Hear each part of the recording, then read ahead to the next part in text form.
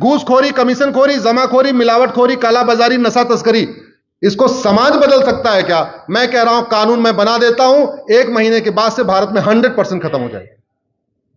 घुसपैठ, धर्मांतरण, जनसंख्या विस्फोट, पत्थरबाजी समाज के बदलने से रुकेगा क्या? मैं कह रहा हूं मैं आज कानून बनाता हूं, 1 महीने के बाद भारत में न पत्थरबाजी होगी, न धर्मांतरण होगा, न घुसपैठ होगी। और मैं एक और कहता हूं, बिना एनआरसी के सारे घुसपैठिए भारत छोड़ के भाग जाएंगे।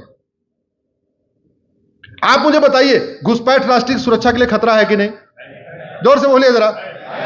और राष्ट्र की सुरक्षा के लिए जो खतरा होता है उससे निपटने के लिए कानून है, उसका नाम है एनएसए, नेशनल सिक्योरिटी एक्ट, है भारत में। लेकिन एनएसए में हमने राष्ट्र की सुरक्षा के लिए खतरा क्या वो डिफाइन ही नहीं किया। तो इसलिए कोई भी भारत की पुलिस एनएसए लगाती नहीं घुसपैठियों को। यह घुसपैठ हमारी एकता अखंडता के लिए खतरा है कि नहीं? उससे निपटने के लिए हमारे पास कानून है यूएपीए, लेकिन यूएपीए में एकता अखंडता के लिए क्या खतरा हमने डिफाइन ही नहीं किया, तो पुलिस लगाती नहीं। घुसपैठ देशद्रोह है कि नहीं? देशद्रोह की धारा है हमारे पास, लेकिन देशद्रोह को हमने डिफाइन नहीं किया तो पुलिस देशद्रोह की धारा नहीं लगाती। घुसपैठ इनडायरेक्ट वॉर है कि नहीं? अप्रत्यक्ष युद्ध है, भारत की डेमोग्राफी बदलने के लिए आ रहे हैं। इनडायरेक्ट वार की धारा है, लेकिन वेजिंग वार को हमने डिफाइन ही नहीं किया। वेजिंग वार होता क्या है, तो पुलिस वेजिंग वार की धारा नहीं लगाती। घुसपैठ एक ऑर्गेनाइज क्राइम है कि नहीं? संगठित अपराध है कि नहीं? उससे निपटने के लिए महाराष्ट्र के पास मकोका है, गुजरात के पास गुजकोका है, मध्य प्रदेश के पास गैंगस्टर एक्ट है, यूपी के पास गैंगस्टर एक्ट है, लगाते ही नहीं है, क्योंकि हमने ऑर्गेनाइज क्राइम को डिफाइन ही नहीं किया।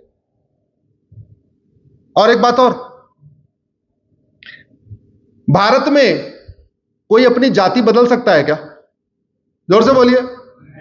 मैं ब्राह्मण हूं, कल मैं दलित बन सकता हूं क्या? अगर मैं ब्राह्मण हो के कल दलित नहीं बन सकता, तो मैं हिंदू हो के कल मुसलमान कैसे बन सकता हूं, ईसाई कैसे बन सकता हूं? समझे नहीं? अरे जो जातिगत व्यवस्था जो अभी है 1500 साल पुरानी या 2000 साल पुरानी, जब उसको बदलने का अधिकार नहीं है, तो इतनी पुरानी व्यवस्था उसको बदलने का अधिकार कैसे हो सकता है? और फिर ऐसे रिलीजन में कन्वर्ट करना जो भारत के संविधान को मानता ही नहीं। संविधान का प्रीएम्बल कहता है equality, justice, liberty, fraternity, unity, integrity. जिन रिलीजन में कन्वर्जन हो रहा है वो तो संविधान को मानते ही नहीं, वहां तो कॉन्सेप्ट ही नहीं है। इसलिए मैं कह रहा हूं भारत की सभी समस्याओं का समाधान हो सकता है, बस एक बार उस पर जागरण हो, जागरूकता हो। और इसीलिए मंडे टू फ्राइडे में कोर्ट में रहता हूं, सैटरडे संडे आप लोगों के बीच में रहता हूं। कोशिश यही है भारत माता हमारी बचे, क्योंकि हमारी तो बस्ती की बस्ती मिट चुकी है, कई देशों से हमारी हस्ती मिट चुकी है। भारत में जो हम 75% बचे हुए हैं, इतना बच जाए बहुत बड़ी बात है, लेकिन हाथ पे हाथ रख के बैठ के नहीं होगा, करना पड़ेगा।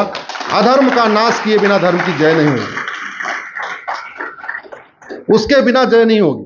2022 में मैं 3 संडे को अपने घर में था, 90 जिलों में गया था। 2023 में मैं 115 जिलों में गया था, 1 संडे को अपने घर में था, और वो इसलिए था क्योंकि 12 नवंबर को दिवाली थी, और 2024 का संडे अभी तक आया नहीं है। 63वां आज कार्यक्रम है हमारा।